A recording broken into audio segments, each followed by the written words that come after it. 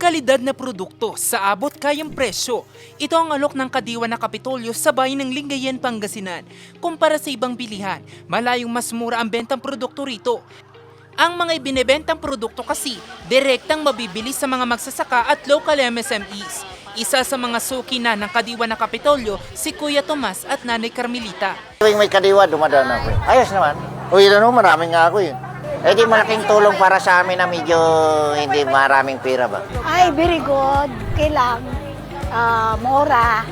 Okay. Fresh yung mga vegetables.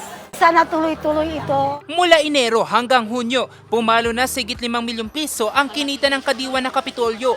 Bagay na malaking ginhawa para kay Nanay Flora na isang kadiwa vendor. Isa nagtulong sa tuition ng mga anak ko. Sa 3 years, ay natapos na yung isa. Tapos ngayong July ba, yung isa. Kaya malaking tulong ito.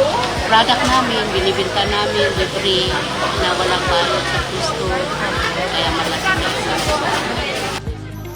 Sa ngayon, magpapatuloy ang programa kasabay ng panawagan ng pamahalaang panlalawigan ng Pangasinan na suportahan ang gawang lokal. Jose Robert Inventor, Nation on the Move!